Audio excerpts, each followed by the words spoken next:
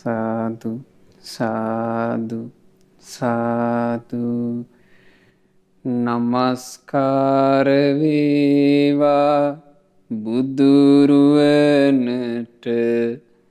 සැමදා බුදු හිමි සරණ යමි. නමස්කාර වේවා දම්රුවනට සැමදා සදහම් සරණ යමි. නමස්කාර වේවා සංඝරුවනට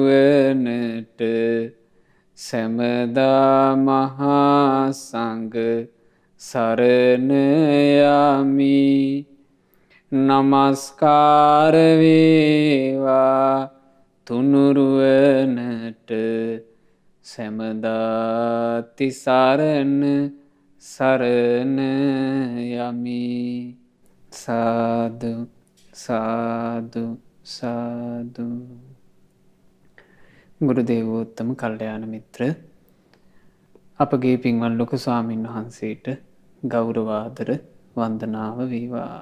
සාදු සාදු සාදු. ගරුතර මහා සංඝරත්නයන් අවසරයි. සදහැවත් පින්වතුනි, අංක 14න් 8 ශ්‍රී දේවානන්ද පාර නාවින්න මහරගම යන ලිපිනේ පදිංචි පින්වත් වාසන්ති දසනායක මහත්මිය, ගීතා දසනායක මහත්මිය සහ BAM තිලකසිරි මහතා යන පින්වතුන්ලාගේ දායකත්වයෙන් අද මේ ධම්මෝසද ශ්‍රී සද්ධර්ම දේශනාව සිද්ධ කෙරෙන්නේ. අපගේ භාග්‍යවත් බුදුරජාණන් වහන්සේ 15ට පෙර මේ මහා භද්‍ර කල්පයට කල්ප 31කට නුදුරේ මේ ලෝකයට පහළ වුණා සිකී අරහත් සම්මා සම්බුදුරජාණන් වහන්සේ. ඔය සිකී බුදුරජාණන් වහන්සේ පින්වතුනි ලෝක සත්වයා කෙරෙහි මහා කරුණාවෙන් උතුම් ශ්‍රී සද්ධර්මයේ දේශනා කළා. එසේ ධර්ම දේශනා කළ සිකී බුදුරජාණන් වහන්සේ පිරිනුවම් පානකොට ඒ බුදුරජාණන් වහන්සේ අදිෂ්ඨාන කළා 13 වහන්සේලා ඒක ඝන වෙන්න. දැන් සාමාන්‍යව බහලා තියෙනවනේ 13 වහන්සේලා දැන් අපේ ශාස්ත්‍රඥ වහන්සේ අපගේ ගෞතම බුදුරජාණන් වහන්සේ පිරිනොම් පෑවේ 13 වහන්සේලා විසිරෙන්න අදිෂ්ඨාන කරලා. ඒ නිසා තමයි අපි මේ බොහෝ ධාතු ස්තූප තනමින් අප පින් රැස් කරගන්නේ ඒ ධාතු ස්තූප වන්දනා කරමින්. නමුත් සිකී බුදුරජාණන් වහන්සේගේ ඒ කාලේ මිනිසුන්ගේ අවශ්‍ය ගොඩාක් වැඩි නිසා සිකී බුදුරජාණන් වහන්සේ පිරිනොම් පෑවේ 13 වහන්සේලා ඒක ඝන වෙන්න අදිෂ්ඨාන කරලා. ඉතින් මේ විස්තරයක් තියෙනවා මෙහි ලොව දමනය කරන සිකී බුදුරජුන් පිරිනිවන් පා වදාළ කල්හි. ඒ සිඛණ්ඩී රජු දේවාති දේව වූ නරෝත්තම වූ මහර්ෂීන් වහන්සේගේ ධාතු තැන්පත් කොට හාත්පස ගව්වක් පමණ විශාල මහත් වූ ස්තූපයක් කළේය. සිකී බුදුරජාණන් වහන්සේගේ සහෝදරයා තමයි සිඛණ්ඩී මහ රජුරු. බුදුරජාණන් වහන්සේ පිරිනොම් පෑවට පස්සේ ඒ බුදුරජාණන් වහන්සේගේ ඒක ඝන වූ සම්බුද්ධ ශ්‍රී දේහය තැන්පත් කරවලා සිඛණ්ඩී මහ රජුරුව හැදුවා හාත්පස ගව්වක් විතර විශාල මහා සෑයක්. ඔය සෑරජාණන් වහන්සේ හැදුවට පස්සේ දෙවියන් බඹුන් මිනිසුන් ඊටාම පහන් සිතින් මේ සෑරජාණන් වහන්සේ වන්දනා කර කර තමන්ගේ ජීවිතයට පුණ්‍ය වාසනාව උපදව ගත්තා. ඔය කාලේ බුදුරජුන් කෙරෙහි සතුටු සිත් ඇති එක්තරා මිනිසෙක් සුගතියේ උපත පිණිස සිත පිහිටුවාගෙන ඒ ස්තූපයට පූජාවක් කළේය. මේ ස්තූපයට පූජා ආදී සත්කාර කරනකොට අපි දන්නවා ශාස්ත්‍රඥ වහන්සේගේ දේශනාව අනුව එය අපට සුගති රැකවරණ පිණිස හේතු වෙනවා කියලා. ඉතින් මේ මිනිසයා ඒ ස්තූපයට පූජාවක් කළා.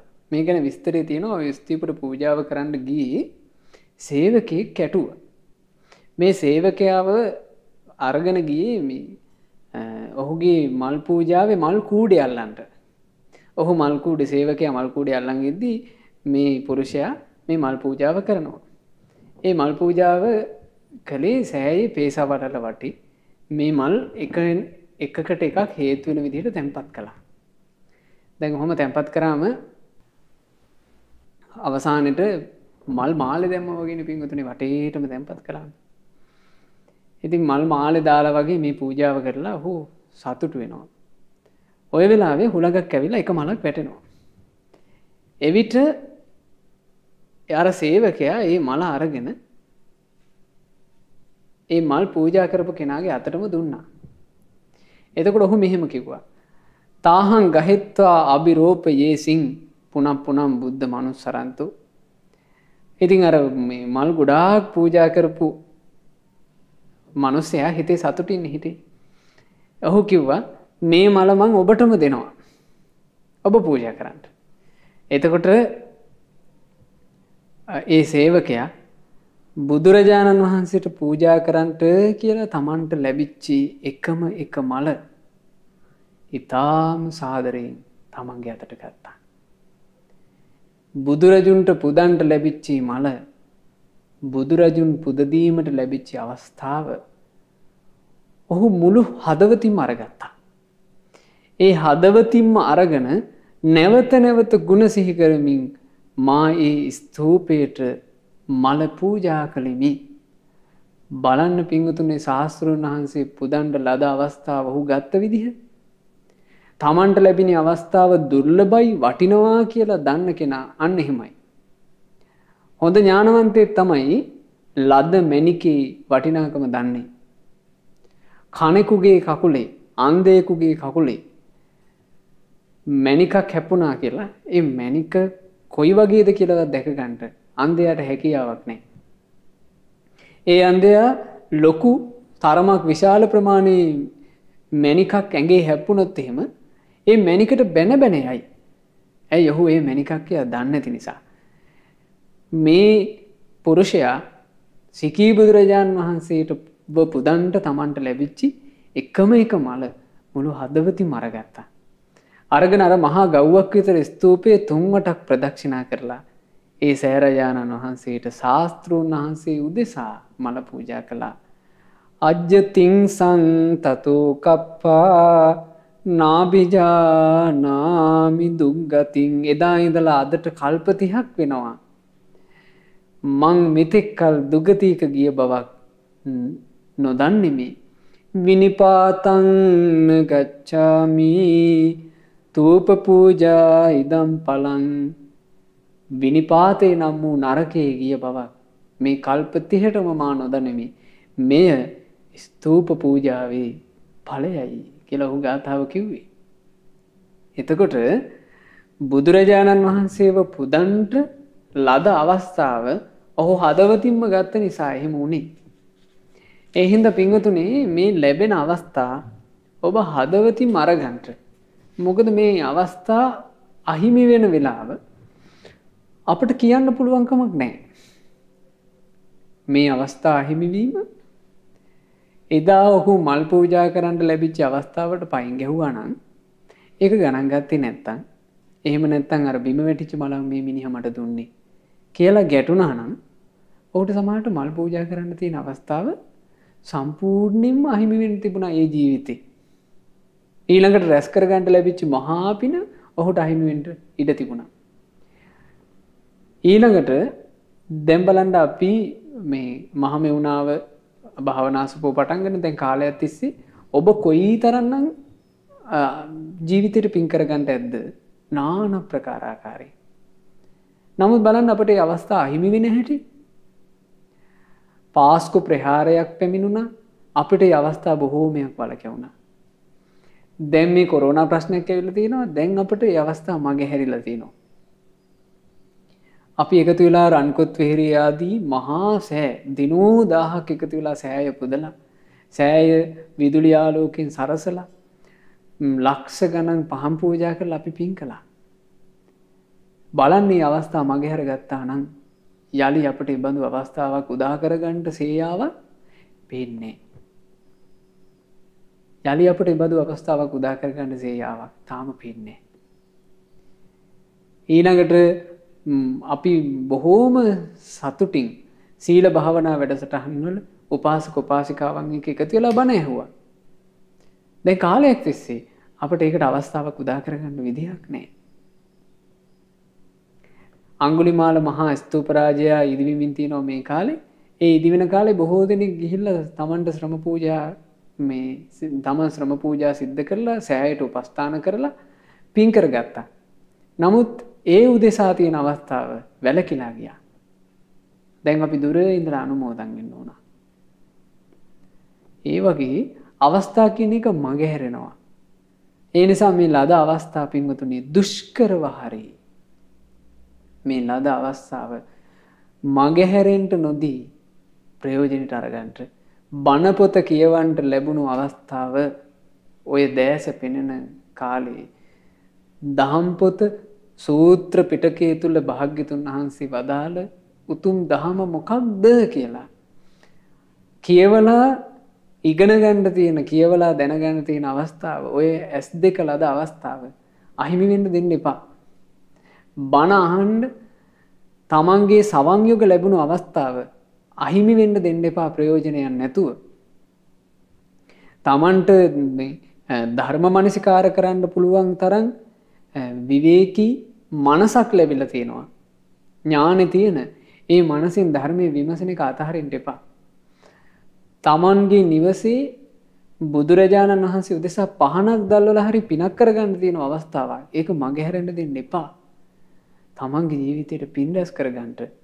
ඊළඟට තමන්ගේ නිවසක හදන ප්‍රණීත වූ දෙයක් හැමදාම දිනපතා ශාස්ත්‍රඥ වහන්සේට පූජා කරලා බුදුරජුන් පිදීමේ පින රැස් කරගන්න මගහැරෙන්න දෙන්න එපා. මොකද ඒ පින අපිව කොයිතරම් ඉහළකට අරගෙන යනවාද කියලා අපිට කියන්න පුළුවන් කමක් නැහැ. ඒ තරම් ශ්‍රේෂ්ඨ තැනකට අපි වරයි යන්න පුළුවන්. අපි අග්‍ර වූ පින් අපේ ජීවිතේ රැස් කරගත්තොත්. ඒ නිසා මේ අද ඔබ ධර්මය අහනවා කියලා කියන්නේ ඔබට අග්‍ර වූ පිනක් රැස් කරගන්න ලැබෙන අවස්ථාවක්.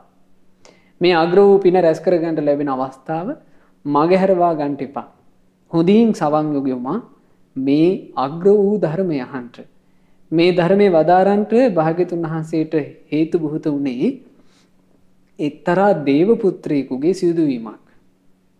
ඒ දෙවියා මේ විස්තරي තියෙන්නේ නෙත්තිප්ප කරන පොත් වහන්සේගේ. ඉතින් අපි දන්නවා මේ වැඩසටහනට කාලයක් තිස්සේ සම්බන්ධ වෙන පින්වතුන්ලා නෙත්තිප්ප කරන පොත තමන් ළඟ තියාගෙන තමයි සම්බන්ධ වෙන්නේ. ඒ නිසා ඒ පින්වතුන් පෙරලා ගන්න මම මේ කියා දෙන කොටස තියෙන්නේ 285 වෙනි පිටුවේ. බුදුරජාණන් වහන්සේ ළඟට පැමිණි ඒ දේව පුත්‍රයා ඔහුගේ නම කාමද. ඒ දෙවියා මෙන්න මෙහෙම කතාවක් භාග්‍යතුන් වහන්සේට කියනවා. ස්වාමීනි භාග්‍යතුන් වහන්සේ දිගු කලක් ඊතා පිරිසිදු ලෙස බඹසර හැසිරීම දුෂ්කර දෙකි. භාග්‍යතුන් වහන්සේ එය ඊතා දුෂ්කර දෙකි. ඕන දෙවියා කිව්ව කතාව. දීර්ඝ කාලයක් මේ උතුම් මේ බඹසර ජීවිතය නිවන් මාගේ හැසිරීම හරි දුෂ්කරයි. ස්වාමීනි ඒක හරිම දුෂ්කරයි. බුදුරජාන් වහන්සේ ගාථාවෙන් මේ කාමදට පිළිතුරු දෙනවා. දුක්කරං වාපි කරොන්ති කාමදාති භගවා සේකාසීල සමාහිතා තිතත්තා අනගාරියුපේතස්ස තුට්ටි හෝති සුඛවහති. බුදුරජාණන් වහන්සේ උත්තර දෙනවා කාමදට. කාමද සීලයෙන් යුතුව නිවන් මාගේ හික්මෙන ශ්‍රාවකයෝ දුෂ්කර වූ නමුත් බඹසර හැසිරීම කරති.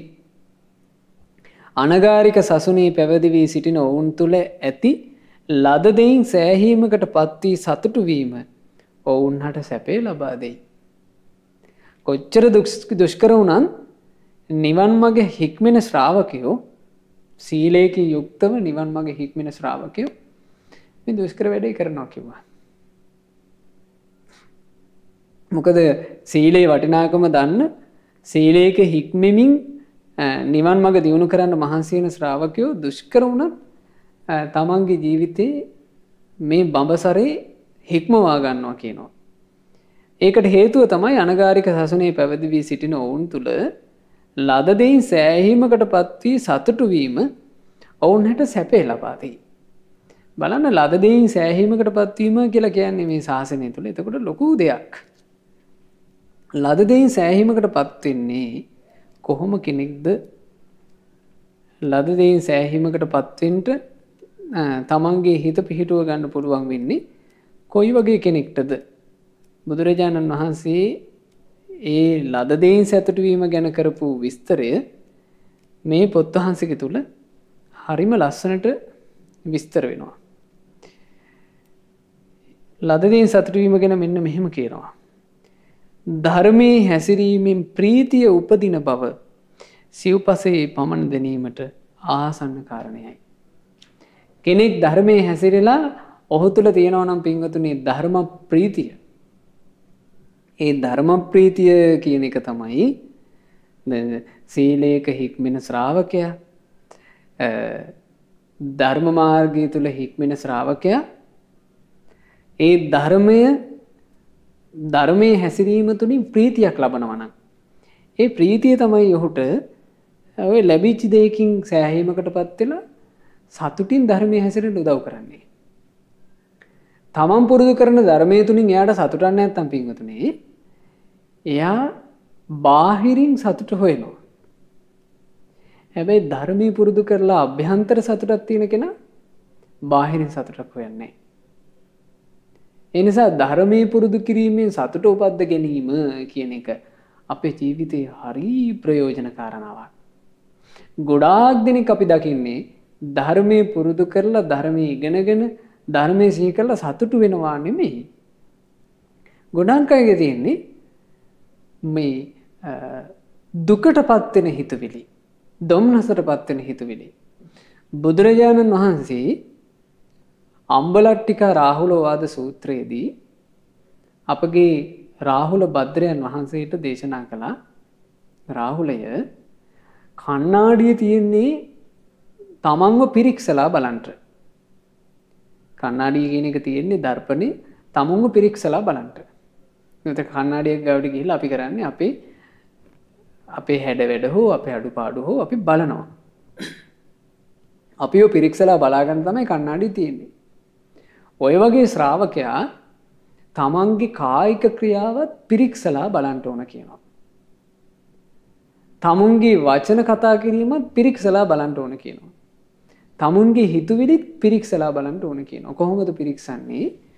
මේ මගේ ක්‍රියාව කුසල්ද අකුසල්ද? මේවා මට හොඳද අනුන්ට හොඳද? දෙපාර්ශ්වයටම හොඳද? මේ කරන දේවල් වලින් සැප විපාක උපදීද දුක් විපාක උපදීද කියලා පිරික්සලා බලනවා. ඒ පිරික්සා බලද්දී ඔහුට පේනවා නම් මම මේ කරන ක්‍රියාවල් කුසල්. මම මේ කරන දේවල් හොඳ දේවල්. මේ වගේ සැප විපාක උපදින්නේ දුකක් උපදින්නේ කියලා බුදුරජාණන් වහන්සේ රාහුල භද්‍රයන් වහන්සේට දේශනා කළා. රාහුලය දිවා රාත්‍රී දෙකේම සතුටු සිතක් උපදවගෙන ඔබ ධර්මයේම හැසිරෙන්න කිව්වා. බොහෝ දෙනෙක් මේ දේ කරන්නේ. බොහෝ දෙනෙක් කරන්නේ සමහරට ශාස්ත්‍ර ශාසනයේ මුණ ගැහිලා මේ සීලයක් හැසිරෙන්න අවකාශ ලැබිලා ඒ සීලය කියලා කියන්නේ මේ කොහොම දිනු කරගන්න ඕන එකක්ද කියලා අහන්නත් ලැබිලා මේ ඔක්කොම අවස්ථා ලැබිලා තියෙනවා. පින් කරගන්න දොරටු විවර වෙලා තියෙනවා. නමුත් බොහෝ දෙනෙක් කරන්නේ එක්කෝ මේක හරිද දන්නේ මේ ටික කරාම ඇතිද දන්නේ කියලා එක්කෝ තැවෙනවා. විශ්වාසය නැහැ. ඒ විශ්වාසය නැහැ කියලා කියන්නේ මොකද්ද නැද්ද? ශ්‍රද්ධාව නැහැ. ශ්‍රද්ධාව නැති නිසා තැවි තැවි වාසය කරනවා. එහෙම නැත්නම් සමහරුන්ට තියෙන්නේ ප්‍රඥාව නැහැ. සමහර කෙනෙකුට තියෙන හිත පොඩ්ඩ නැත්තම් කඩාගෙන වැටෙනවා. එක්ක ධර්මයේ හැසිරෙන්න අවකාශ ලැබුණාට පස්සේ ඕන්න අය මේ කලින් කෙරිච්ච වැරදි ගැන හිත ඉන්නවා. අයියෝ මම මේ කාලේ මෙව කළා. මේ කාලේ මෙව කළා. මට මක් වෙයිද දන්නේ. කියා තැවෙනවා. අකුසල් මෙනෙහි කර ඉන්නවා. වැරදිච්චා මෙනෙහි කර ඉන්නවා. හැබැයි ධර්මයේ හැසිරෙන්න දක්ෂ වෙන ශ්‍රාවකයා කරන්නේ ධර්මයේ තුලින් ප්‍රීතිසිතක් උපදව ගන්නවා. ධර්මයේ තුලින් සතුටක් උපද්ද ගන්නවා. ඒ ධර්මයේ තුලින් උපද්ද ගන්න සතුට කියලා කියන්නේ පින්වතුනි පුදුමාකාර එකක්. මොකද බුද්ධ දේශනාවේ තියෙන්නේ මේ ධර්මයේ තරම් රසවත් වූ රසයක් මේ ලෝකේ නැහැ කියනවා. ධර්මයේ තමයි අග්‍ර රසය. ඒ ධර්මයේ රසය කෙනෙකුට දැනුණා නම් ඔහුට ඊට වඩා රසවත් දෙයක් මේ ලෝකේ නැහැ. ඒ නිසා ධර්මයේ රසයේ විඳින භික්ෂුව ඒ භික්ෂුවට ඔය සාමාන්‍ය සිවුරක් හම්බුනාම ඇති ගත වහගන්න. ඔහු සිවුරු පස්සේ යන්නේ නැහැ. මොකද ඔහුට තියෙනවා ධර්මය. යාන්තම් ඇති කුසව පුරව ගන්න බොජුණක් ලැබුණාම ආහාර පස්සේ ඔහුට පන්නන්න දෙයක් නැහැ. ඔහුට ලැබිලා තියෙනවා ධර්මය. සෙනසුන් පස්සේ ඔහු පන්නන්නේ නැහැ. ඔහුට ලැබිලා තියෙනවා ධර්මය. බෙහෙත් හේත් පස්සේ ඔහු පන්නන්නේ නැහැ. ඔහුට ලැබිලා තියෙනවා ධර්මය.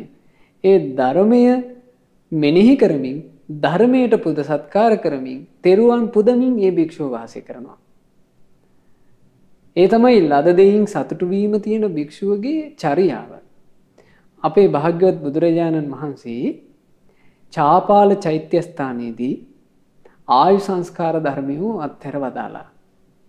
එදා බුදුරජාණන් වහන්සේ ආනන්ද ස්වාමීන් වහන්සේට දේශනා කළ ආනන්දය අදින් 3 මාසකින් පස්සේ තථාගතයන් වහන්සේ පිරිනොම් පානවා කියලා. එතකොට භික්ෂුන් ඔක්කොටම දැන් මේක ආරංචි වුණා වාග්යතුන් වහන්සේ අය ඉන්නේ මාස 3යි කියලා. ඉතින් දැන් භික්ෂුන් වහන්සේලා එක එක තැන්වල එකතු වෙලා කතාව. ඔය අතර හිටිය තිස්ස කියලා ස්වාමීන් වහන්සේ නම. මේ තිස්ස ස්වාමීන් වහන්සේ හිතට අදිෂ්ඨානයක් ඇති කරගත්තා. දැන් 3 මාසයක් ගියාට පස්සේ අපට ශාස්ත්‍රුන් වහන්සේ අහිමි වෙනවා. මම ශාස්ත්‍රුන් වහන්සේ ඉද්දිම ධර්මයේ හැසිරෙලා ශාස්ත්‍රුන් වහන්සේ අහිමි වීමේ දුක දරා ගන්න පුළුවන් අකම්පිත හිතක් ඇති කර ගන්න ඕන. ඒ උදෙසායි බුදුරජාණන් වහන්සේ අපට ධර්ම දේශනා කළේ කියලා. මේ තිස්ස භික්ෂුව මහන්සි වෙනවා. දැන් අනිත් භික්ෂුන් වහන්සේලා බුදුරජාණන් වහන්සේ පිරිනොම් පාන එක ගැන දුකසේ කතා කර කර ඉන්නවා තැන් තැන් වල. මේ තිස්ස භික්ෂුව ඒවට යන්නේ. වෙනදාටත් වඩා උනන්දුවෙන් ඔහු සක්මන් කරනවා, භාවනා කරනවා. ඔහු කතා බහටවත් එන්නේ. ඉතින් අනිත් භික්ෂුන්ට තේරෙනවා මේ වෙනස. ඒ භික්ෂුන් භාග්‍යතුන් වහන්සේ ළඟට ගිහින් පැමිණිලි කරා ස්වාමීනි හරිම පුදුමයි. තථාගතයන් වහන්සේ තව 3 මාසයි වැඩ ඉන්නේ. අපිට හරි කනගාටුයි ඒ ගැන. ඒ වුණාට අර තිස්ස භික්ෂුවට හරි පුදුමයිනේ. එයාට කිසි ගාණක් නැහැ. එයා ස්වාමීනි මේ සක්මන් කර කර භාවනා කර කර එයාට බුදුරජාණන් වහන්සේ පිරිනොම් පානවා කියලා කිසි වගක් නැහැ කිව්වා. බුදුරජාණන් වහන්සේ වදාලා එහෙනම් මහණෙනි ඔය තිස්සට එන්න කියන්න කිව්වා. ඉතින් තිස්ස තෙරුන් වහන්සේ වැඩියට පස්සේ බුදුරජාණන් වහන්සේ අහනවා ඇත්තද තිස්ස? ඔබට තථාගතයන් වහන්සේ කෙරෙහි කිසි ආදරයක්, ප්‍රේමයක්, ගෞරවයක් නැති කියලා කියන්නේ. තථාගතයන් වහන්සේ පිරිනොම් පානවා කියන එක ගැන ගාණක් වන් නැතුව මේ හරි සන්තෝෂෙන් ඉන්නවයි කියන්නේ. බුදුරජාණන් වහන්සේට තිස්ස ස්වාමීන් වහන්සේ කියනවා අනේ ස්වාමීනි මට තථාගතයන් වහන්සේ කෙරෙහි තියෙන ආදරය, ප්‍රේමය, ගෞරවය නිසාමයි ස්වාමීනි මං අප්‍රමාදීව ධර්මයේ හැසිරෙන්න මහන්සි ගන්නේ. මං කල්පනා කළා තථාගතයන් වහන්සේ පිරිනොම් පාපුවම අපිට ශාස්ත්‍රුන් වහන්සේ දැකීමෙන් තියෙන පිළිසරණ නැතුව යනවා. තථාගතයන් වහන්සේත් අපට දේශනා කරේ ධර්මයේ පිළිසරණ කරගන්න කියලායි. මං කල්පනා කරේ ශාස්ත්‍රුන් වහන්සේ ඉන්න කාලෙම මං ධර්මයේ පිළිසරණ කරගෙන හිත ශක්තිමත් කරගන්න ඕන කියලා. ඒ හින්දායි ස්වාමීනි මම මේ වීරිය වැඩුවේ. බුදුරජාණන් වහන්සේ හරි සතුටු වුණා. භාග්‍යවතුන් වහන්සේ සාදු කරපැවැත්තුවා. සාදු සාදු තිස්සේනි. බුදුරජාණන් වහන්සේ ඒ වෙලාවේ ගාථාවක් දේශනා කරනවා. පවිවේක රසම් පීත්වා හුදෙකලාව ධර්මයේ හැසිරෙමින් ඒ හුදෙකලා දහම් රසය විඳීම කොයිතරම් හොඳද? රසං උපසමස්සච ධර්මයේ පුරුදු කරමින් කෙලෙස් සංසිඳුවලා සැප විඳීම කොයිතරම් හොඳද? නිද්දරෝ හෝති නිප්පාපෝ ධම්ම පීති රසම් පිබං තමන් පුරුදු කරන ලද ධර්මයේ තුලින් ධර්ම ප්‍රීතිය උපදවගෙන ඒ දහම් රසය පානය කිරීම කිසි වැරද්දක් නැති දෙයක් නොවේ කියලා. ඒ නිසා එසේ ධර්මයේ කෙනෙක් ප්‍රීතියෙන් හැසිරෙනවා නම් ඒ ධර්ම මාර්ගයේ ප්‍රීතියෙන් හැසිරෙන සීල සම්පන්න භික්ෂුව කොච්චර දුෂ්කර වුණත් බඹසර අසාරින්නේ නිවන් මඟ අතහරින්නේ. මේ සද්ධර්මයේ හැසිරෙන වැඩපිළිවෙල අත්හරින්නේ. ඇයි පින්වතුනි ගිය වතාවේ සද්ධර්ම දේශනාවේදී ධම්මෝසද වැඩසටහනේදී අපි ඔබට කියලා දුන්නා. මේ ලෝකේ සැඩපහරක් තියෙනවා. ඒ එක සැඩපහරක් තමයි කෙලෙස් සැඩපහර. කෙලෙස් සැඩපහරට වැටුණොත් ඔබට යන්න තියෙන්නේ සසරට විතරයි වෙන පිළිවෙලක් නැහැ. තව සැඩපහරක් මේ ලෝකේ තියෙනවා. ඒ සැඩපහර තමයි සෝත නම් වූ උතුම් ආර්ය අෂ්ටාංග මාර්ගයේ නිවන් මඟ බඹසර. කෙනෙක්ගේ බඹසරට වැටුණොත් කෙනෙක්ගේ ආර්ය අෂ්ටාංග මාර්ගයට වැටුණොත් එයා නිවන කරා යනවා. එතකොට අපිට තියෙන්නේ දෙකයි. එක්ක සසරට වැටෙන්න ඕන, එක්ක නිවන් මඟට වැටෙන්න ඕන. කෙනෙක් නිවන් මඟ ප්‍රතික්ෂේප කරනවා නම් එයාට වැටෙන්න තියෙන්නේ කොතනද? එයාට වැටෙන්න තියෙන්නේ සසරට. එතකොට අමාරුයි කියලා කෙනෙක් අතහැරියොත් අතහැරපු කෙනා වැටෙන්නේ අර සසරට. ඒක හරියට මේ වගේ කෙනෙක් දරුණු ප්‍රපාතයකින් පහළට වැටෙනවා. පහළට වැටෙද්දී ඔහුට එල්ලිලා ගොඩ එන්න පුළුවන් මේ අත්තක් හරි ලණුවක් හරි ආයට අහු වෙනවා. දැන් අහුණාට පස්සේ මේ ඒ පහළට වැටෙන කෙනාට ඒක එල්ලුනාම මුළු ඇඟේම බර මේ අත් දෙකට එන්නේ නැද්ද? මුළු ඇඟේම බර අතට එනවා. ඇවිල්ලා මේ අත පුපුරු ගහන්න තරම් දැන් වේදනයි. එල්ලිලා ඉන්න අමාරුයි. එල්ලීගෙන උඩට එන්න ආධාරකයක් නැතුව උඩට එන්න හරි අමාරුයි. අත් දෙක පුපුරු ගහන වේදනා දැනෙද්දීත් ඔහු කුමක්ද කළ යුත්තේ? අත පුපුරු ගහද්දී හරි අතට කොයිතරම් වෙහෙස දැනෙද්දී හරි ඔහු කළ යුත්තේ ඒ ලණුවේ එල්ලලා උඩට එන එක නෙමෙයිද? උඩට එන එකමයි. ඔහු අතහැරියොත් ආයෙ වැටෙන්නේ දරුණු ප්‍රපාතයටයි. ඒ වගේ කොයිතරම් දුක්ඛකර වුණත් නිවන් මාගේ හික්මින ශ්‍රාවකයෝ සීලයෙන් යුක්තව මේ බඹසර හැසිරෙනවමයි කිව්වා. අනගාരിക සසුනේහි පැවිදි වී සිටින ඔවුන් තුල ධර්ම ප්‍රීතිය තියෙන නිසා ඔවුන් ලද දෙයින් සෑහීමකටපත් වෙලා දහම් සැපය විඳිනවා. භාග්‍යතුන් වහන්සේ මේ දැන් කාමද කියනවා. භාග්‍යතුන් වහන්සේ යම් මේ ලද දෙයකින් සෑහි සතුටු වීමක් ඇද්ද? එයද දුර්ලභ දෙයකි. ස්වාමීනි ලද දෙයකින් සෑහෙනවා කියන එකත් හරි දුර්ලභ කාරණාවක් නොවේ කිව්වා. දුර්ලභං වාපි ලබಂತಿ චිත්ත වූප සමේරතා යේ සන්දිවාච රත්තුච භාවනාය රතෝ මනෝ. බුදුරජාණන් වහන්සේ වදාළා කාමද යම් කෙනෙකුන් හට දිවා රාත්‍රී දෙකේම භාවනාවේ ඇලී ගිය සිතක් තියනවාද? කෙලෙසුන් කෙරෙන් බැහැරකොට සිත සංසිඳ වීමෙහි ඇලුණු ඒ නිවන් මඟ හික්මෙන ශ්‍රාවකයෝ ලද දෙයින් සෑහි සතුටු වීම නම් වූ දුර්ලභ දේ ලබත්. යම් කෙනෙකුට දිවා රාත්‍රී දෙකේම භාවනාව තුළ ඇලී ගිය හිතක් තියෙනවා නම් දිවා රාත්‍රී දෙක නැතුව කෙනෙක් වීරියෙන් ධර්මයේ හැසිරෙනවා නම් ආන්න ඒ වීරියෙන් හැසිරෙන භික්ෂුව කෙලෙසුන් කෙරින් හිත බැහැරකොට සිත ධර්මයේ තුල සංසිඳවනවා.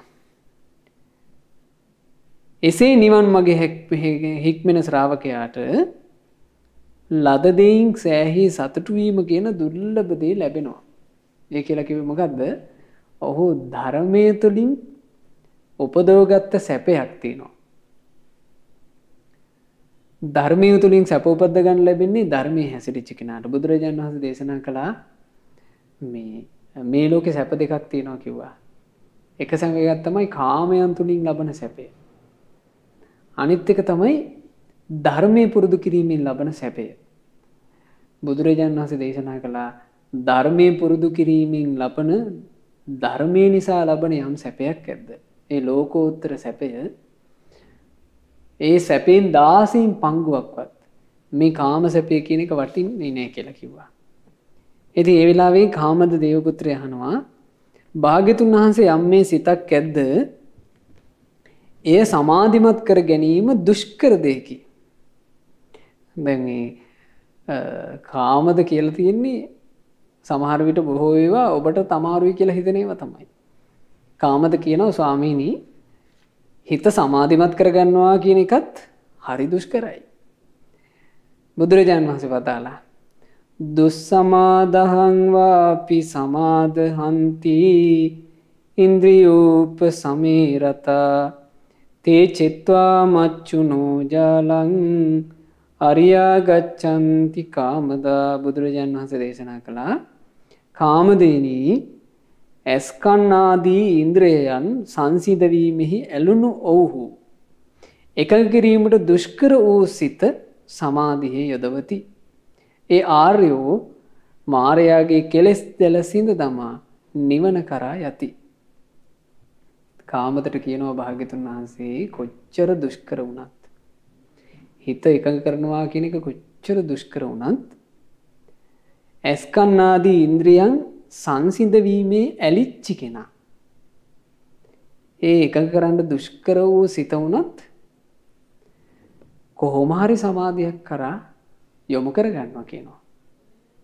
ආන්න ඒ බඳු ආර්යෝ කියලා කිව්වහම මේ හරි ලස්සනට ධර්මයේ තුල විස්තර වෙනවා ආර්ය කියලා කිව්වේ කවුද කියලා. ආර්ය කියලා කියන්නේ පින්වතුනි සේකා අසේකා. සේක භික්ෂුවටත් කියනවා ආර්ය. අසේක භික්ෂුවටත් කියනවා අසේක රහතන් වහන්සේටත් කියනවා ආර්ය. ඉන් බැහැර ඔක්කොම අනාර්යය. බලන්න එතකොට ආර්ය කියන පිරිස ඉන්නේ කොහෙද? අපි මේ බුද්ධ ශාසනයේ. ඒ ආර්යයන් තමයි කියනවා මේක කරන්නේ. හොඳට ඉන්ද්‍රිය සංවර කරගන්නට මහන්සි වෙන අය. ඉන්ද්‍රිය සංවර කර ගැනීම කියලා කියන එක ගොඩාක් දුෂ්කරයි. නමුත් දුෂ්කර වුණත් බුද්ධ ශාසනයේ භික්ෂුව ඒ දුෂ්කර දේ කරනවා. බුද්ධ ශාසනයේ භික්ෂුව ඒ දුෂ්කර දේ කරන්නේ කොහොමද? ඉන්ද්‍රිය අසංවර වීමේ ආදීනව හිතලා. ඉන්ද්‍රිය අසංවර වුණාම වෙන නස්පැත්තිය හිතනකොට ඔහුට ඉන්ද්‍රිය සංවරයේ හිත ඇලෙනවා. ඉන්ද්‍රිය සංවර කර ගැනීමෙහි සැපේ හිතනකොට ඔහුට ඉන්ද්‍රිය සංවරයේ හිත ඇලෙනවා. ඒක අවස්ථාවක අපගේ ආනන්ද තෙරුන් වහන්සේ එක්ක පසුමහණෙක් විදිහට වංගීස තෙරුන් වහන්සේ පිණ්ඩපාතේ වඩිනවා. ওই පිණ්ඩපාතේ වඩිනකොට පාරේ දකින්න ලැබුණා විලාසිතාවකට ඇඳුම් ඇඳගෙන යන ස්ත්‍රියක්. මේ ස්ත්‍රී රූපේ දැක ගමන් වංගීස ස්වාමීන් වහන්සේගේ හිත කැළඹුණා. කැළඹිලා හිතේ රාගය හටගත්තා. ඒ රාගය හටගන්නකොට වංගීස ස්වාමීන් වහන්සේ ඉස්සරහින් යන ආනන්ද තෙරුන් වහන්සේට කියනවා අනේ ගෞතමයන් වහන්සේ. ගෞතම කියලා කිව්වේ ගෝත්‍ර නාමයෙන් කතා කළේ. අනේ ගෞතමයන් වහන්සේ මගේ හිත පිච්චෙන රාගයෙන්. අනේ ස්වාමීනි මේ ගින්න නිවා ගන්න පිළිවෙලක් මට කියන්න කිව්වා. එතකොට ආනන්ද ස්වාමීන් වහන්සේ කියනවා වංගීසේ ඔබ වැරදි විදිහට නොවේ කල්පනා කළේ. ඒ නිසා අසුභ නිමිත්ත යෝනිසෝ මනසිකාර කරන්නට. අසුභ නිමිත්ත යෝනිසෝ මනසිකාර කරනකොට ඔබේ හිතේ තියෙන ඔය ඇවිස්සිල්ල නැතුව යයි. ඔය ගින්න නිවි යයි කිව්වා. එතකොට මේ වංගීස ස්වාමීන් වහන්සේ ආනන්ද ස්වාමීන් වහන්සේ පෙන්වලා දීපු වැඩපිළිවෙල පුරුදු කළා. අර රාගයෙන් ඇවිස්සිච්ච හිත සංසිඳිලා ගියා. දැන් හිතට හරි පහසුයි. ඔන්න පස්සේ දවසක තනියම පිණ්ඩපාතේ වඩිනවා. තනියම පිණ්ඩපාතේ වඩිද්දී ආයෙමත් අර වගේ ස්ත්‍රියවක්ව දැක ගන්න ලැබුණා. දැන් උදව්වට කිසි කෙනෙක් නැහැ. හැබැයි උදව්වට ඉන්නව එකම එක දෙයක්. උදව්වට තියෙන එකම එක දෙයක්. කුමක්ද? ධර්මය. උන්වහන්සේ ඒ වෙලාවෙම තමන්ගේ හිතට අවවාද කරගත්තා. හිතට අවවාද කරගෙන හිත හොඳට දැඩි කරගෙන හිත දමනය කළා. ඒ හිත දමනය කළාම කොච්චර ප්‍රීති සැපයක් ඇද්ද? උන්වහන්සේ ගාථාවක් කියනවා. දක්ෂ දුනුවායෝ දහසක් දෙනා ඇවිල්ලා හස්ති රාජයන්ව වට කරගෙන ඊතල වලින් විදිනකොටත් දමනය වෙච්ච හස්ති රාජයෝ එක ඉවසනවා. ඌ කැළඹෙන්නේ. ආන්නේ වගේ ස්ත්‍රීන්ගේ බලය ඊතලයකට වඩා දරුණුයි. හැබැයි දැන්නම් මා වටේට ස්ත්‍රීන් දහසක් ඇවිල්ලා නිමිති අනුනිමිති කියන හීසර වලින් මට විඳින්න උත්සාහ කළා. මාව නම් මේ නිවන් මගේ හෙලන්න බෑ. ආන්නෙහිම උදාන වාක්‍ය ප්‍රකාශ කළා. එනිසා පින්වතුනි ඉන්ද්‍රිය සංවර කරගත්ත කෙනෙක් තමයි ඒ ඉඳුරන් සංවර කර ගැනීම තුලින් තමන්ගේ සිත සමාහිත කරගන්නේ, සිත සමාධිමත් කරගන්නේ, හොඳට ඉන්ද්‍රිය සංවර කරගන්න දක්ෂ වෙන කෙනා. භික්ෂුවක් ඉන්ද්‍රිය සංවර කරගන්න මහන්සි වෙන්න ඕනේ කියලා බුදුරජාණන් වහන්සේ කුම්මෝව අංගානි සකේ කපාලේ සමාදහම් භික්ඛු මනෝ විතක්කේ. හරියට මේ තමන්ගේ අංගපසංග ටික කපොල්ල අස්සේ සඟවා ගන්න ඉදිබුවෙක් වගේ. ඉදිබුවා කියලා කිව්වේ ඉබ්බෙක්. ඉබ්බා වගේ කිව්වා බුදුරජාණන් වහන්සේ තමන්ව සංවර කරගන්න ඕන භික්ෂුවක්. ඉන්ද්‍රිය සංවර කරගත්තේ නැත්නම් ඒ විදිහට තමාව හොඳට සංවර කරගන්න බැරි වෙච්ච කෙනා මායාවේ ග්‍රහණයට හසු වෙනවා. ඒකට හේතුව මොකද්ද? මේ ඉන්ද්‍රියෝ අයිති අපට නෙවෙයි. මේ ඉන්ද්‍රියෝ අයිති මායාවටයි. මායාවේ ගොදුරු භූමියටයි මේ ඉන්ද්‍රිය ටික අයිති. ඔබට මතක ඇති එක අවස්ථාවක බුදුරජාණන් වහන්සේ ධර්ම දේශනා කරනවා. ඒ ධර්ම දේශනා කරද්දී භික්ෂුන් වහන්සේලාගේ හිත හොඳට සංසිඳුණා. සංසිඳිලා මේ දහම් කතාවටම දැන් හිත එකඟ වෙලා තියෙනකොට බුදුරජාණන් වහන්සේ ඒ වෙලාවේ චතුරාර්ය සත්‍ය දේශනා කරන්නට දැන් සූදානම. මේක දකිනවා ලෝකේ අනිත් කවුරුවත් දැක්කේ නැතත් මේක දකින්න කෙනා. තමන්ගේ ගොදුරු බිමෙන් මිදි පැන යන්න මහන්සි ගන්නවා කියලා දැක්ක මාරයා. දැකලා මාරයා ගොවියෙක්ගේ වෙස්යක්ම වවාගෙන බුදුරජාණන් වහන්සේ ළඟට එනවා. ඇවිල්ලා දැන් භික්ෂුන් වහන්සේලා මෙහෙම බණ අහනවා. මේ බණ අහන තැන ඉස්සරහට ඇවිල්ලා හිටගත්තා. දැන් ඔබ හිතන්න මෙහෙම මම ධර්ම දේශනා කරනකොට මෙතෙන් ඉස්සරහට ඇවිල්ලා මිනිස්සෙක් හිටගත්තත් එහෙම. ඔබට මං කියන බණපදේ අහන අවධානය සම්පූර්ණ පිට යන්නේ නැද්ද? සම්පූර්ණයෙන් පිට යනවා. අහගෙන හිටපු බණ ඡේදනය වෙනවා. අමතක වෙලා යනවා. අර මිනිස්සු ඇවිල්ලා හිටගත්තා. හිටගෙන භාග්‍යතුන් වහන්සේට කියනවා කකුල් වල මඩත් අවරගෙන කියනවා ශ්‍රමණයන් වහන්සේ ඔබ වහන්සේ මගේ හරක් දැක්කද? බුදුරජාණන් වහන්සේ මේ මාරයා කියලා අඳුනගෙන භාග්‍යතුන් වහන්සේ වදාලා මාරය ඔහේගේ හරක් ඔහෙම හොයාගන්න කිව්වා. එතකොට මාරයා කියනවා ස්වාමීනි ඔය ඇස මගේ කිව්වා. හරි මාරය ඇහැ උඹේ. ඔය කනත් මගේ. හරි මාරය කනත් උඹේ කිව්වා. ඔය නාසයත් මගේ. හරි මාරය මේ නාසෙත් උඹේ. ශ්‍රමණේ ඔය දිවත් මගේ. හරි මාරය දිවත් උඹේ. ශ්‍රමණේ ඔය කයත් මගේ. හරි මාරය මේ කයත් උඹේ. ශ්‍රමණේ විතරක් නෙවෙයි ඔය මනසත් මගේ කිව්වා. හරි මාරය මනසත් උඹේ උඹ තියාගන්න කිව්වා. එතකොට මාරයා කියනවා ශ්‍රමණය යම් කෙනෙක් ඔය ඇස කන නාසය දිවකය මනස ගැන මෙන්න මේ අදහසේ ඉන්නවනම් මේවා මම මේවා මගේ මේවා මගේ ආත්මයයි මගේ වශයෙන් පවත්වන්න පුළුවන් දෙයයි කියලා අදහසක් තියෙනවනම් ශ්‍රමණය උන්දල ටිකත් මගේ කිව්වා. හරි මාරය ඒ පිරිසත් උඹේ. බුදුරජාණන් වහන්සේ ආනවා හැබැයි මාරය යම් කෙනෙක් මේ ඇස මම නොවේ මගේ නොවේ මගේ ආත්මය නොවේ කියලා නුවණින් කල්පනා කරලා ඇසින් නිදහස් වුණා නම් ඒ අය කාගේද කියලා අහුවා. එතකොට මාරය කියනවා ශ්‍රමණය ඒ අය මට අයිති නෑ. ඒ අය මගෙන් නිදහස්. ඒ මාරයාගේ භූමියෙන් නිදහස් වීම. එතකොට කෙනෙක් හොඳට ඉන්ද්‍රිය සංවර කර ගන්නවා නම් හරියට අපි කොහොමද කිව්වේ ඉබ්බෙක් තමන්ගේ අඟපසඟ කපොල්ල ASCII හංග ගන්නවා වගේ. කෙලස් කියන දේවල් වලට තමන්ව ආක්‍රමණය කරන්න බැරි වෙන විදිහට බුදුරජාණන් වහන්සේ ඉන්ද්‍රිය සංවරයට වචනයක් පාවිච්චි කළා ඉන්ද්‍රියේසු ගුත්ත ద్వාරෝ විහෙරති. ඉඳුරන්ගේ දොරටු වහගෙන ඉන්නවා. දැන් අපි අකමැති කෙනෙක් අපි ඇතුළට එනවට කැමති නැත්නම් අපි කරන්නේ ගෙදර දොර වහනවා.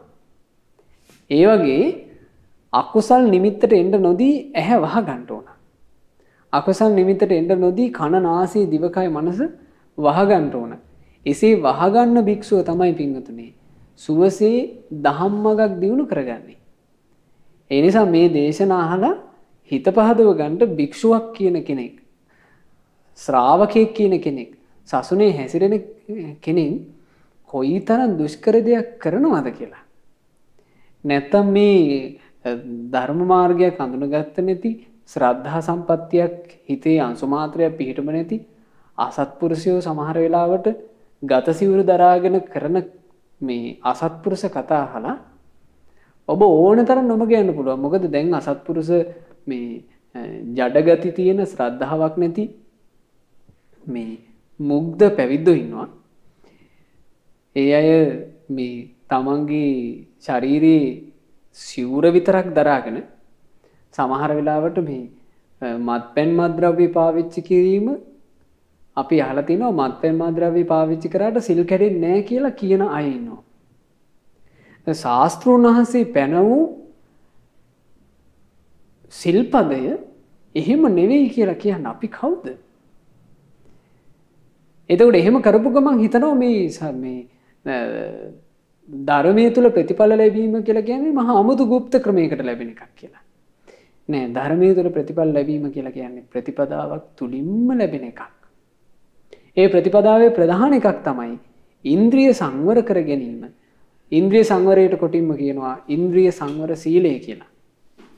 බුදුරජාණන් වහන්සේ ඒක දේශනා කළේ මේ වගේ. එක ඉබ්බෙක් ගොදුරු හොයාගෙන ගංගා තීරයක ඇවිදිනවා. ওই වෙලාවේ නරියෙකුත් ගොදුරු හොයාගෙන මේ ගංගා තීරයේ ඉස්සරහට එනවා. ඒ එද්දී ඉබ්බාට දුරදීම දකින්න ලැබුණා නරියව. ඉබ්බා දැනගත්තා මට අනතුරක්.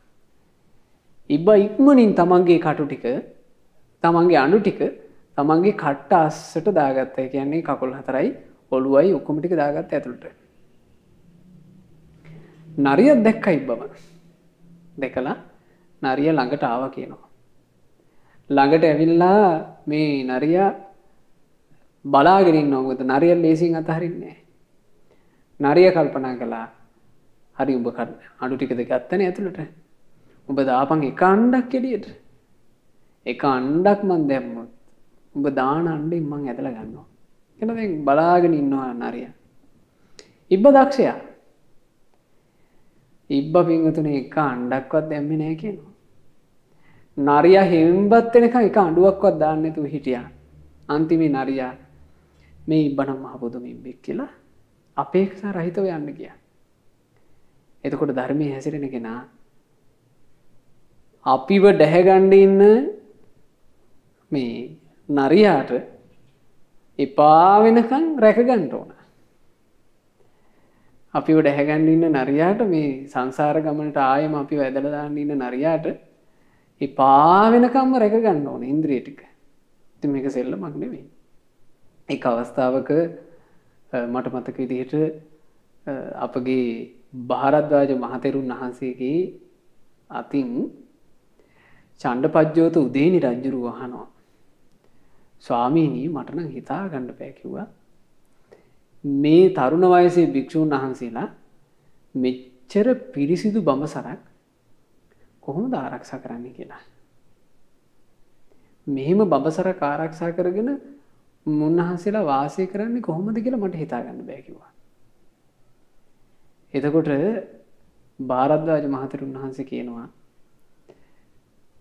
සියල්ල දන්නා වූ සියල්ල දක්නා වූ භාග්‍යතුන් වහන්සේ භික්ෂූන්ට වදාළේ මහණෙනි ඇසේ දොරටු වසාගෙන වාසය කරන්නට ඇස තුලින් තමන්ව අසංවර කරන කෙලෙස් සටහනක් නිමිත්තක්වත් ගන්න එපා කියලායි.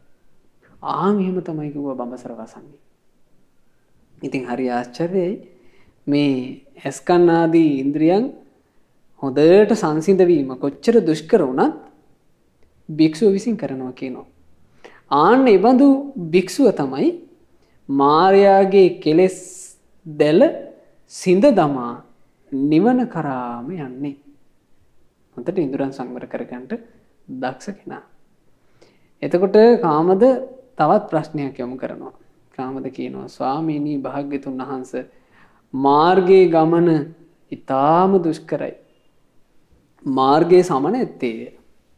කාමද කියන්නේ.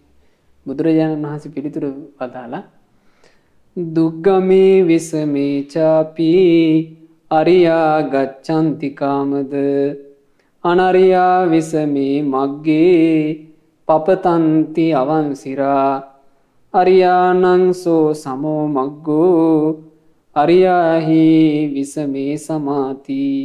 බුදුරජාණන් වහන්සේ දේශනා කළ කාමදේනි ආර්යෝ ගොඩාක් දුෂ්කර වුණත් තමන්ගේ ගමන් මාර්ගයේ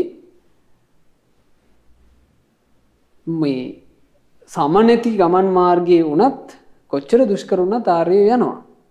අනාර්යෝ විෂම මාර්ගයේදී හිස යටිකුරුව ඇද වැටති. ආර්යයන්ගේ මාර්ගයේ සමය ආර්යෝ විෂම වූ දෙව් මිනිසුන් අතර සමසිතින් සිටිති. ආර්යෝ අනුගමනය කරන්න පින්වතුනි සම මාර්ගය. ඒ සම මාර්ගය කියලා කිව්වේ මොකද්ද? ආර්ය අෂ්ටාංගික මාර්ගය. ආර්ය අෂ්ටාංගික මාර්ගය අනුගමනය කරන නිසා ආර්යෝ එහෙම නැත්නම් ධර්මයේ හැසිරෙන ශ්‍රාවකයෝ විසම මාර්ගයේ පවා සමව ඉන්නවා. ඒ කිව්වේ මොකද්ද? අනිත් ලෝක සත්‍යය විෂම වූ දේ කරද්දී, කයින් අකුසල් කරද්දී ධර්මයේ හැසිරෙන අය කයින් අකුසල් නොකර ඉන්නවා. අනිත් අය කරනවා නම් අපිට මොකෝ කියලා හිතන අය ආර්ය නෙමෙයි. ආර්ය වූ කෙනා ධර්මයේ හැසිරෙන්න දක්ෂතාවයේ නැති අය ධර්මයේ බැහැර කරනකොට ඔවුන් අදිෂ්ඨානයකින් යුක්තව ධර්මයේම පිහිටලා ඉන්නවා. ඉතින් මේ ධර්මයේ හැසිරෙන්න අපිට ඒ අදිෂ්ඨානය තියෙන්න ඕන. ඒ අදිෂ්ඨානය උපදින්න පිංගුතුනි ශ්‍රද්ධාවත් එක්ක. ශ්‍රද්ධාවත් ප්‍රඥාවත් එක්ක තමයි මේ නිවන් මාගේ ගමන් කිරීම අපිට තියෙන්නේ. එතකොට බලයවත් ශ්‍රද්ධාවක් තියෙනවා නම් අපට පුළුවන් මේ ලෝකයේ ශාස්ත්‍රූන් වහන්සේගේ වචනය තුලම පිහිටලා වාසය කරන්න. ආන්නේ බඳු කෙනාට කියනවා ඒ එසේ ශ්‍රද්ධාවෙන් යුක්තව ධර්මයේ හැසිරෙන ශ්‍රාවකයාට කියනවා විසම මාර්ගයේ වුණත් සමව ඉන්නවා කියලා. මේ ලෝකේ සොරකම් කරන අය අතරේ ඔහු සොරකම් නොකර ඉන්න කෙනෙක්. විසම මාර්ගයේ සමව ඉන්නවා. මේ ලෝකේ සල්ලාලකම් කරන අය අතරේ ඔහු සල්ලාලකමින් වැළකීලා ඉන්නවා. එහෙම නැත්නම් මේ ලෝකේ අබ්‍රහ්මචාරී අය අතරේ ඔහු බඹසර ඉන්නවා. විෂම ලෝකේ සමව ඉන්නවා. සොරකම් කරන අය අතරේ අන්සතු දේ පැහැර නොගෙන ඉන්නවා. විෂම ලෝකේ සමව ඉන්නවා. බොරු කේලම් හිස් වචන පරස වචන කියන ලෝකේ ඔහු ඒ වගේ වැළකීලා ඉන්නවා. විෂම ලෝකේ සමව වාසය කරනවා. ලෝභකම් කරන මසුරුකම් කරන අය අතරේ ලෝභේ මසුරුකම දුරු කොට ඉන්නවා. විෂම ලෝකයේ තුල සමව වාසය කරනවා. ඉතින් මේ විදිහට ආර්යයන්ගේ ආර්යෝ දුෂ්කර වුණත් ඒ දුෂ්කර ගමන් මාර්ගී වුණත් ආර්යයන් ගමන් කරනවා කියනවා පෙරලෙන්නේ නැතුව. හැබැයි අනාර්යෝ විෂම මාර්ගයේදී හිස යටිකරුව ඇද වැටෙති. හිස යටිකරුව වැටෙනවා කියලා කියන්නේ කොහෙද? දුගතියේ උපදිනවා. හිස යටිකරුව වැටෙනවා කිව්වේ දුගතියේ. කයින් අකුසල් කොට, වචනින් අකුසල් කොට, සිතින් අකුසල් කොට නොයෙක් පාපී ක්‍රියාවන් කරලා ඔහු නිරේ යනවා. හැබැයි මේ ආර්යයන්ගේ ඒ මාර්ගයේ සමය ආර්යව ගමන් කරන්නේ සම්මා දිට්ඨි, සම්මා සංකල්ප, සම්මා වාචා, සම්මා කම්මන්ත, සම්මා ආජීව, සම්මා වායාම, සම්මා සති, සම්මා සමාධි කියන මේ සම වූ ආර්ය ශ්‍රැංග මාර්ගයේ ඒ ආර්ය පිරිස විෂම වූ දෙව් මිනිසුන් අතරේ ඒ කියන්නේ මේ පාපී අකුසල් වලින් ගැවසිච්චි දුසිරිත කරන දෙව් මිනිසුන් අතරේ නිවන් මාගේ හැසිරෙන ශ්‍රාවකයෝ සමව වාසය කරනවා කියලා බුදුරජාණන් වහන්සේ දේශනා කළේ. ඒ නිසා අපටත් මේ උතුම් ධර්මයේ හොඳින් හිතේ දරාගෙන මේ විෂම වූ ලෝකේ භාග්‍යතුන් වහන්සේගේ ශ්‍රාවකයෝ ලෙස උතුම් ආර්ය අෂ්ටාංගික මාර්ගයේ ගමන් කරමින් විෂම වූ ලෝකයේ සමව වාසය කරමින් මේ ජීවිතය සැපවත් කරගන්නට ඒ වගේම ශාස්ත්‍රුන් වහන්සේගේ ශ්‍රාවකයෝ ලෙස උතුම් ධර්මාවබෝධයෙන් සැනසීම උදා කරගන්නට වාසනාව ලැබෙත්වා. සාදු සාදු සාදු. මෙවැනි වටිනා ධර්ම දේශනා නැරඹීමට ශ්‍රද්ධා YouTube චැනලය සබ්ස්ක්‍රයිබ් කර සීනුව ලකුණ ඔබන්න.